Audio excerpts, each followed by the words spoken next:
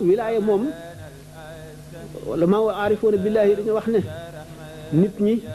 juum nañu lool ci wilaaya ndax ki nga xam ne dafa am kashfu di gis lay am ëllëg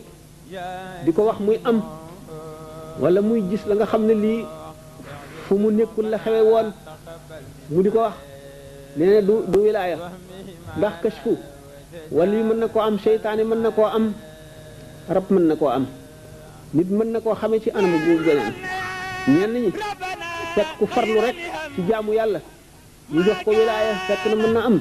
farlu na ci jaamu yàlla lool waaye xol bi du ca gën yàlla rek ca nekk yeneen nga ca waaye ñu ne ba tey ñetteelu njuumte yi moo di wàllu wi aajo adduna rek lañ koy diis man day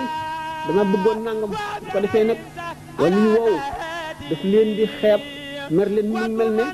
koo xam ne kii da nga koy falangloo mbott ni muy seexloo mbott mi noonu ndax dafa seexlu lépp lu jëm ci adduna ndax bi mu xasee ba xam yàlla lépp a naqari ci moom lépp a ñaaw ci moom lépp a bon ci moom lépp a woyof ci moom lépp a soof ci moom